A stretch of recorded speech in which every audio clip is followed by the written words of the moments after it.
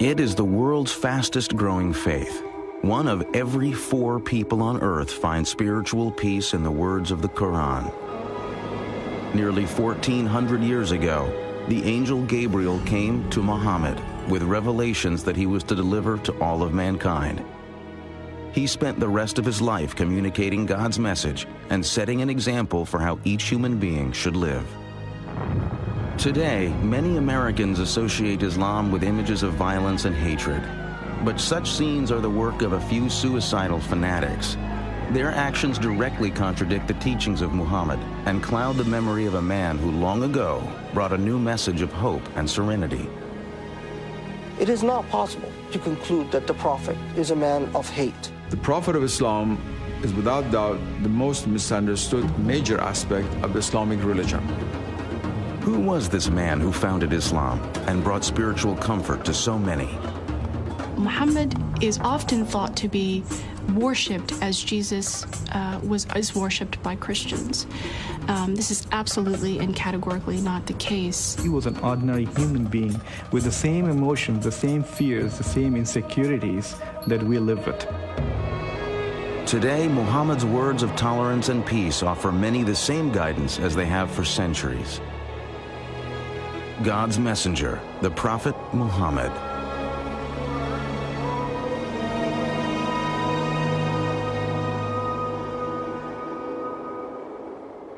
Out of respect for the beliefs and practices of Muslims, no image of the Prophet Muhammad or his immediate family will be shown in this biography. Allahu Akbar, Allah. 5 times each day, over 1.5 billion people turn toward the ancient city of Mecca and offer their prayers to Allah.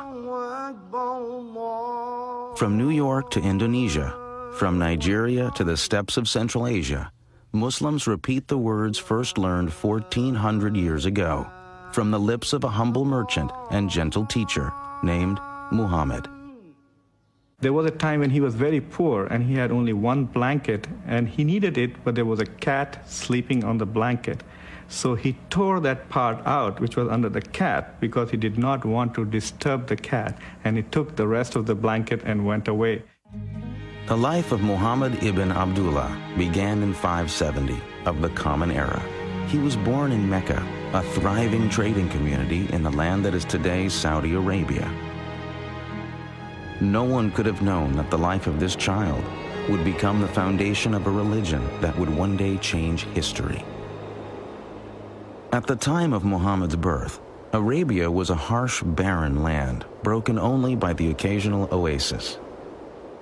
The Arabs who lived in this demanding world migrated from site to site, struggling to live off their flocks in the harsh desert. To survive in such a place, Arabs depended on the support of their tribe. The tribe protected them from harm, not only from the desert, but also from the endless raids and vendettas launched by other tribes. Social life in pre-Islamic Arabia was grim, and Muhammad was born into a time of violence, turmoil, and despair, not unlike our own. The basic structure of social organization was the tribe. But the desert nomads also depended on other Arabs who had gradually built small cities where they engaged in commerce. The most prosperous of these cities was Mecca, home to the young Muhammad. Muhammad was a member of a tribe called the Quraysh, who had left the nomadic life and become prosperous as caravan traders. Muhammad had been raised an orphan. By the time he was 8, he was under the care of an uncle who was head of one clan of the Quraysh tribe. As the primary tribe of Mecca, the Quraysh were also the keepers of the Arabs' holiest religious shrine, the Kaaba. Although a deity known as Allah was recognized, many other gods and goddesses were also worshipped at the ancient Kaaba. Arabs prayed to over 300 idols that stood in and around the sacred cube-shaped structure. It had a very important social and political consequence because it was a holy place and all violence was forbidden in a 30-mile radius around the Kaaba. Trading had brought wealth to Mecca. But jealousy and constant feuds were breaking down the old tribal system. The rich were ignoring the poor. Some felt that the old Arab religion needed change. Jews and Christians had had their prophets of reform. Just as Moses and Jesus had provided inspiration and renewal, many in Mecca now longed for a new spiritual revitalization. Muhammad had become a caravan manager in his native city, leading trading trips as far away as the land that is today Syria. But he was also aware that the old values of charity and community were breaking down in Mecca. Muhammad was deeply respectful of the religion of his ancestors.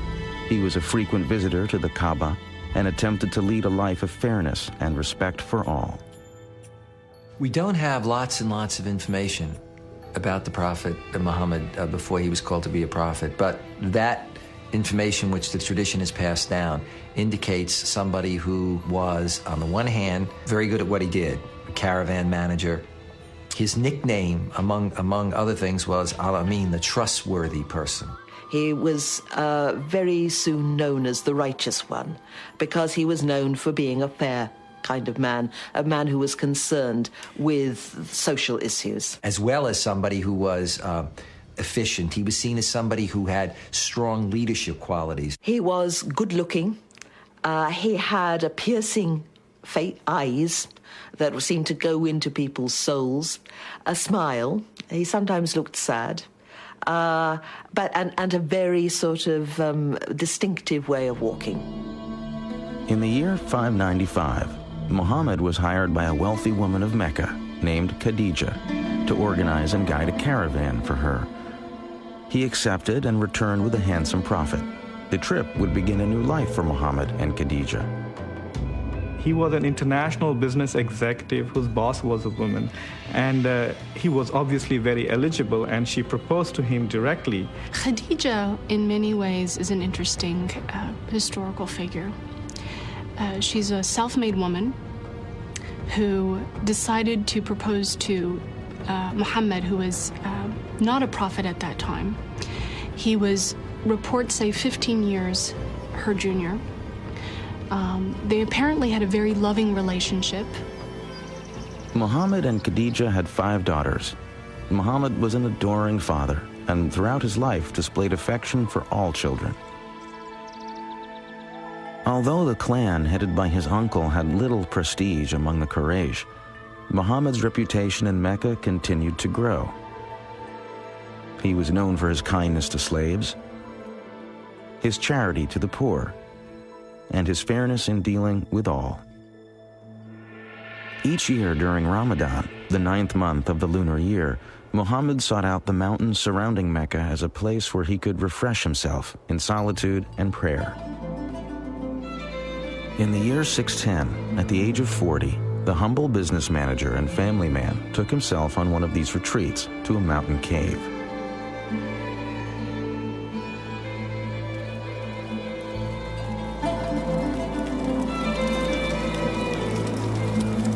Day and night, Muhammad remained in the cave to fast and pray. One night, as flames danced on the darkened cave walls, Muhammad's life changed forever. Suddenly, an angel in the form of a man appeared and commanded him, "Proclaim." Muhammad was terrified and confused and said he had nothing to proclaim. The angel clasped Muhammad in a suffocating embrace. Harder and harder he was squeezed until it seemed the last breath of life would be wrung from his body.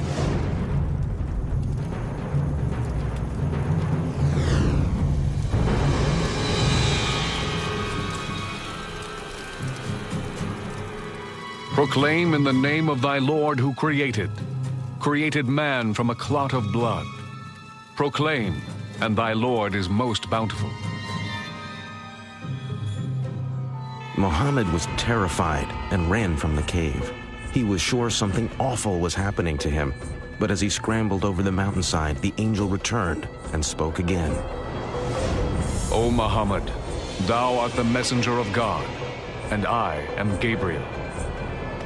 He was terrified. I think any of us would be if we suddenly started receiving voices and seeing visions of angels. The traditions about the life of the prophet present him as coming back from this experience profoundly shaken. Petrified with fear from a mystical experience he did not comprehend, Muhammad rushed to Khadijah. And she held him in her arms and said, my dear, these things are from God. And it was she who convinced him that these were not delusions. But in his fear, Muhammad did not fully understand the frightening events that had happened to him.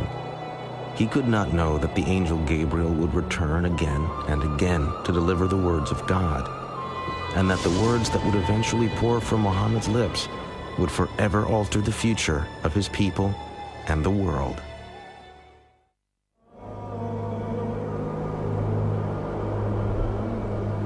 In the year 610, a 40-year-old Arab businessman with a wife and a family had been suddenly visited by an angel and commanded to become God's messenger. Slowly, Muhammad ibn Abdullah began to accept that God wished him to speak to his people, as Moses and Christ had carried God's word in another time. Several revelations followed the first, but Muhammad was confused and struggled to understand precisely what message God wanted him to carry. Then, suddenly, the revelations stopped. Muhammad waited in darkness. He thought perhaps God had abandoned him. Perhaps he hadn't been worthy. He did not know whether that was the end of the communication with God, and what was he supposed to do based on that limited communication. What had he done to offend heaven and the angel who had spoken to him? How could he be a messenger if he had no message? But as he sunk to the depths of despair, the silence was broken by another revelation. By the morning brightness and by the stillness of the night, thy Lord hath not forsaken thee, nor is he displeased with thee. What is to follow is better than what has preceded, and soon thou wilt be granted that which will please thee. It was now clear to Muhammad that he had not misunderstood the first revelations. He had indeed been called to tell the world there must be no other gods but the one God, Allah. As more revelations came, the words were etched into Muhammad's memory. As he recited them, they were written down and became the Quran, God's holy book.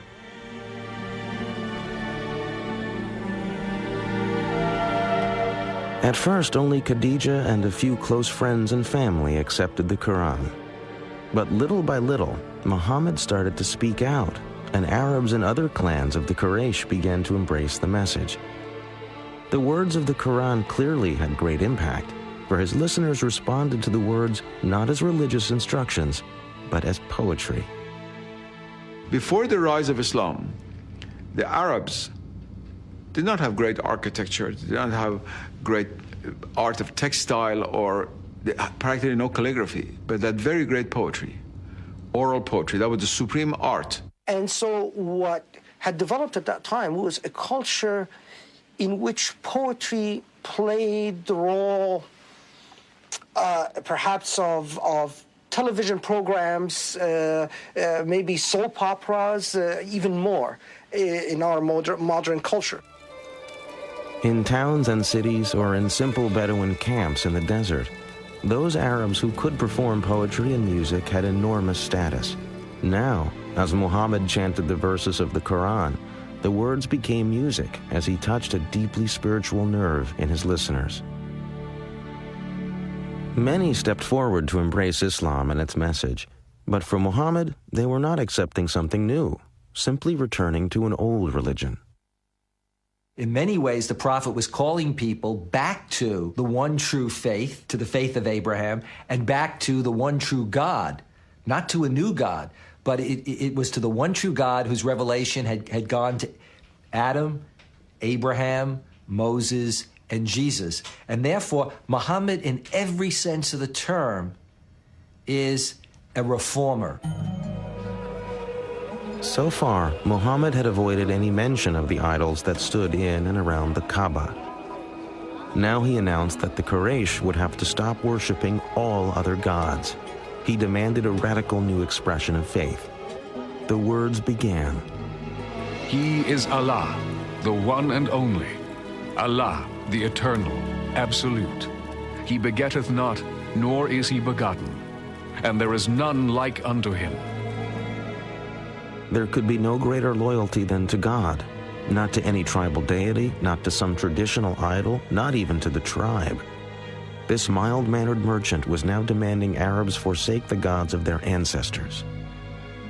Their real identity was rooted in their family and clan and kin connections, because it was that gave them a position in the world.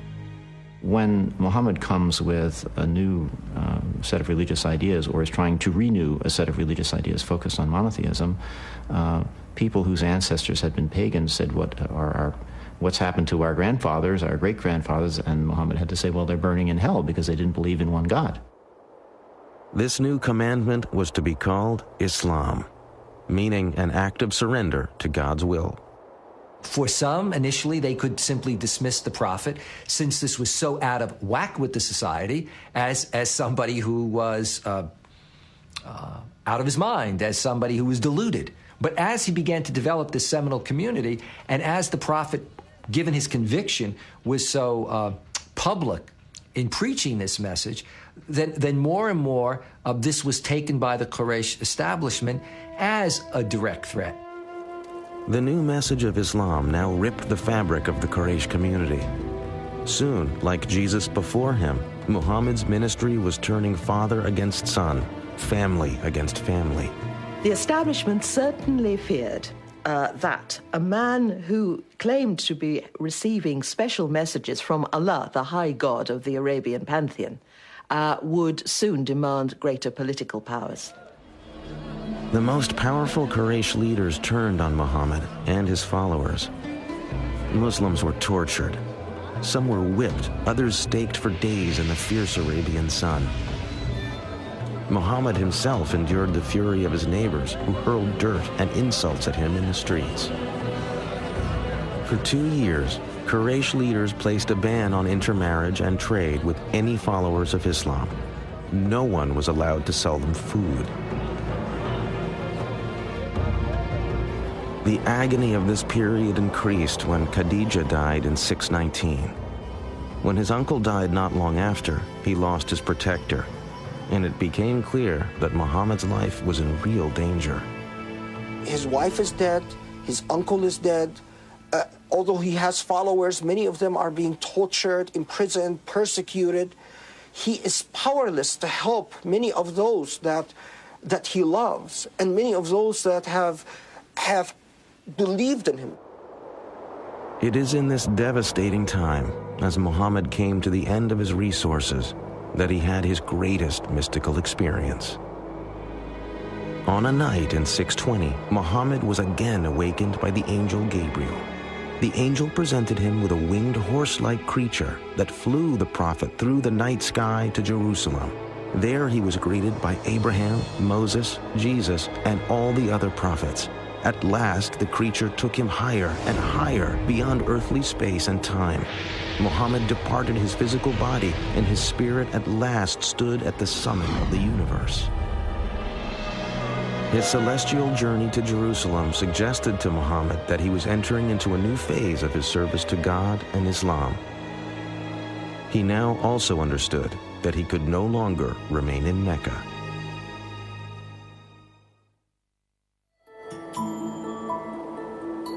Over 200 miles to the north of ancient Mecca lay the fertile oasis of Yathrib. It was a lush island of green amidst harsh volcanic mountains and untillable desert soil. Its sweet water and abundant crops of grain and dates made for a comfortable life. But Yathrib was troubled. The tribes who lived in this beautiful place were locked in a deadly state of rivalry. Crammed together in this small oasis, the tribes were caught up in a continuing pattern of warfare and violence. Something was needed to break the pattern. In the same year he had made his mystical night flight to Jerusalem, Muhammad met 6 pilgrims from Yathrib, making the annual pilgrimage, or Hajj, to the Kaaba in Mecca. He told the men of his mission and recited the verses from the Quran. The men were immediately moved by Muhammad's message, but they also saw in the Prophet someone who could mediate the stalemate of violence in Yathrib. They made him an offer. The citizens of Yathrib would submit to Allah. In exchange, Muhammad would become their leader.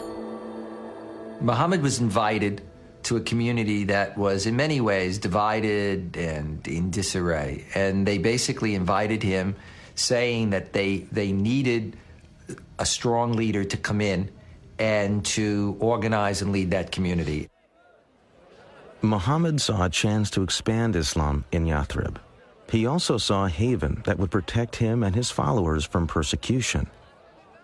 He urged all Muslims to pack their things and leave Mecca for a new life.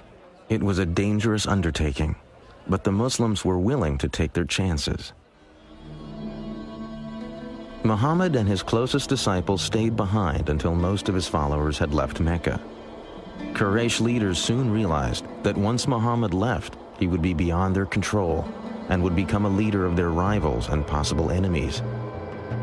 The choice was made. Muhammad must die before he reached the new land. So that no one clan would have to bear responsibility, it was decided that one member of each would plunge a sword into Muhammad at the same time. The men frantically searched Mecca, but Muhammad had been warned of the threat and had made his escape. The following morning, horsemen pursued Muhammad and at last followed his trail to the entrance of a cave. Muhammad and a disciple were hiding inside. But Muslim tradition says the Quraysh assassins found a pigeon nesting at the cave's mouth and the entrance covered with a spider web. The Quraysh concluded no one could be inside. Allah had protected his prophet. The flight from Mecca in 622 is known to Muslims as the Hijrah. No event has greater importance in the culture of Islam. It became the start of the Muslim calendar. It was because it was the start of the establishment of the Muslim community. So that unlike the Gregorian calendar that starts with the birth date of Christ, the Muslim calendar, or the Islamic calendar, which is based on the lunar calendar, is one that is based on this concept of community. When Muhammad arrived in Yathrib, people rushed to meet him and all wanted the honor of having him stay in their house. Instead, Muhammad allowed his favorite camel, Qaswa, to wander unguided through the town. When at last Qaswa stopped and fell to her knees, Muhammad declared that was the spot where he would live. He ordered work to begin on a house and the first mosque. Henceforth, Yathrib would be called Medina, a name simply meaning the city. But the greatest change would be in the very nature of the community itself. Muhammad's visions brought new words to unite both his own followers from Mecca and the people of Medina. The Quran now had a new verse. Those who believed and made the hijrah, and those who gave their homes and helped, these are the protectors of one another. What he began to create in Medina was something that was absolutely unheard of and novel in Arabia. It was a community bound together by an ideal, by a shared ideology, by a shared religion, not by blood. He was creating, as it were, a super tribe where people were not related to one another, but they were related to one another in faith and by agreement. If you think about 7th century Arabia being based on tribal kinship, the idea of a community based on a faith that anyone could join, slave, woman, man, rich, poor, dark, light, was revolutionary, and of course, very menacing for some. To further unite the Muslim peoples, Muhammad ended his mourning for Khadija and began to take new wives. In all, he would marry 11 women from many different tribes and clans. About 7 months after the Muslims arrived in Medina, the first mosque was completed. It contained a large courtyard for saying prayers. Several methods were considered for calling Muslims to prayer. A ram's horn, like the Jews, a bell, like the Christians. Finally, it was decided that only a human voice was needed to proclaim the call to prayer that Muhammad taught his people. A young man was selected to make the call, and for the first time, Muslims heard the words that still echo from mosques around the world, beckoning all to come to God. Allahu Akbar, Allahu Akbar. I bear witness that there is no God but Allah. I bear witness that Muhammad is the apostle of God. Come to prayer. Come to prayer. Muhammad had believed he was calling the faithful back to a religion Arabs shared with Judaism and Christianity. But following Allah's orders, the Prophet now set out to create a new identity for the Islamic community that would separate it from the older forms of monotheism. The Quran also and the Prophet believed that the revelation that had been given to Moses in what is called the Torah and the revelation to Jesus had become distorted historically, not by the prophets, but by their later communities. To dramatize the shift away from Christianity and Judaism, another order became part of the Quran. Muslims were no longer to face Jerusalem when they prayed. Forever after, God's faithful would pray facing Mecca and the Kaaba. Muhammad now had the responsibility of dealing with the mundane but important tasks of government. These roles would set him apart from the ministry of Islam's earlier prophet, Jesus Christ. There is an immense contrast between Jesus and Muhammad, largely stemming from the fact that, unlike Muhammad, Jesus was never head of state. Muhammad was now a political leader. That meant he was making decisions affecting the workforce, the economy, trade, and the safety and security of Medina. To protect the struggling young community, Muhammad knew the basic politics of Arabia would need to change, and that meant the threat of the Quraysh would have to be met. Increasingly, Muhammad would turn to a solution the world has come to fear and all too often associate with Islam. He would turn to armed conflict.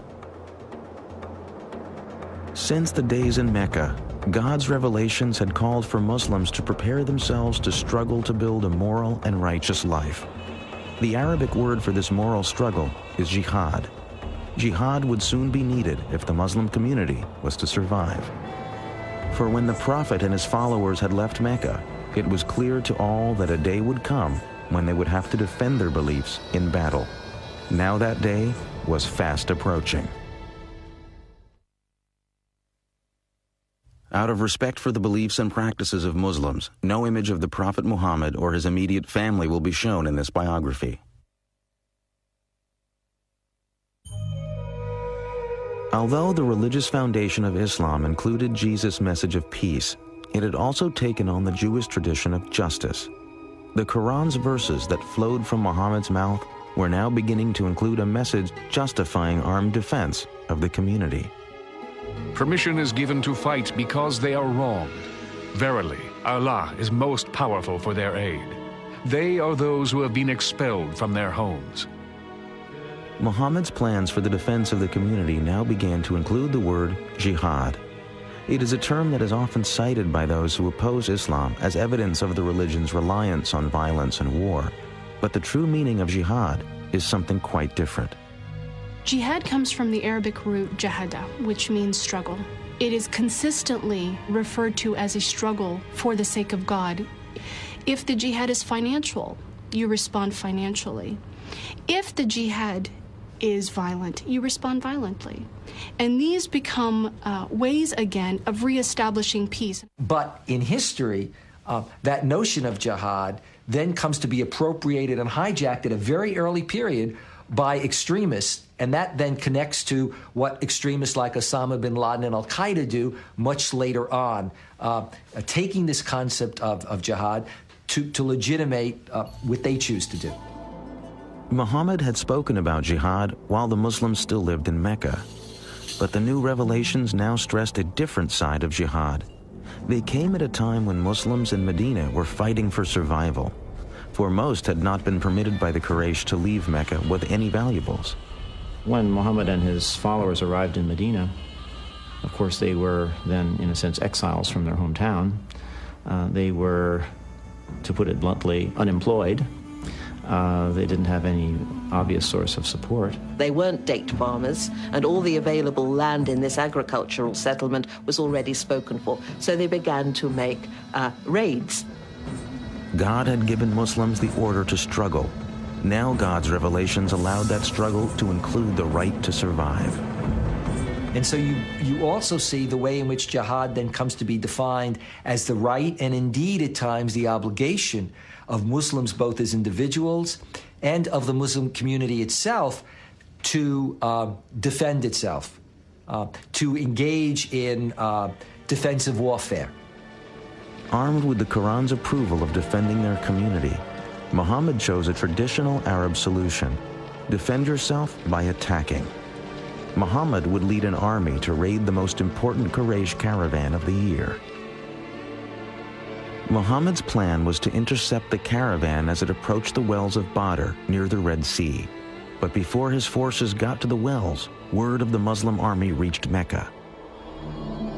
Quraysh leaders were outraged that Muhammad would attempt to capture their caravan. 1,000 men marched out of Mecca to meet the Muslim army. Muhammad now knew the Quraysh would force him to fight. The night before the battle, the Prophet had no idea if his men were willing to die in what had now become war. But after listening to stirring speeches, his followers vowed to offer their lives for Islam. The Quraysh army outnumbered the Muslims by 3 to 1. But as the battle began, Muhammad revealed he had a great sense of tactics, and his warriors fought with ferocity. The Quraysh leaders had believed a show of force would be enough to defeat the Muslims. But by midday, it was the Meccan army that panicked and fled the field. The dedication and cohesiveness of the Muslim army had saved Islam. Now Islam would reveal itself to be not only worthy of victory, but capable of compassion as well.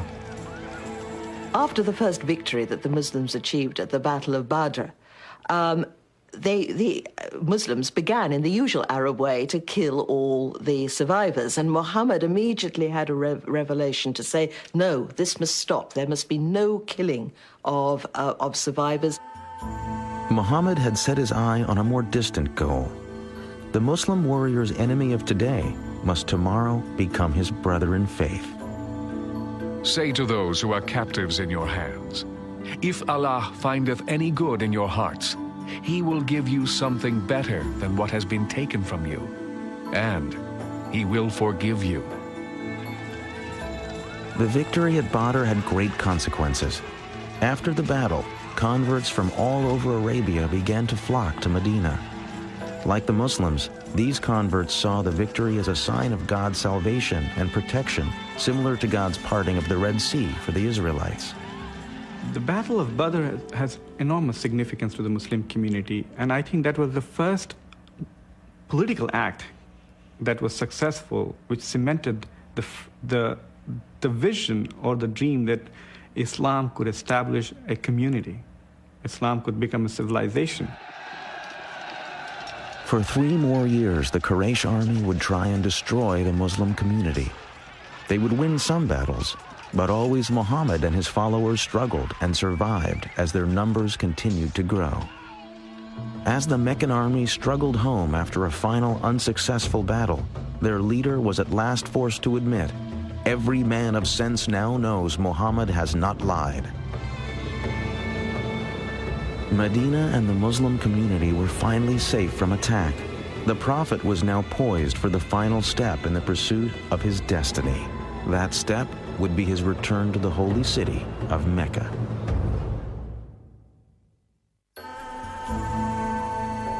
Muhammad's life in Medina was austere but comfortable. He had few possessions but wanted for nothing. He lived in quarters attached to the mosque, usually spending each night in the room of another of his wives. Muhammad's wives were a diverse group. One was a Jew, another a Bedouin. One was even his cousin. Most were chosen for various political reasons, but a few, such as his third wife Aisha, were clearly matters of the heart. Muhammad now told his followers that revelations from God said each man was permitted to take no more than 4 wives, and the husband was required to treat them all as equals. Marry women of your choice, 2, 3, or 4. But if you fear that you will not be able to maintain justice between your wives, then marry only 1. The modern world has frequently come to view Islam as male-oriented at best and misogynistic at worst. But in truth, Muhammad's teachings brought women new rights that would not be achieved in the Christian world for centuries. The first was the right to life. The Quran forbade the practice of female infanticide, which had been common in early Arabia.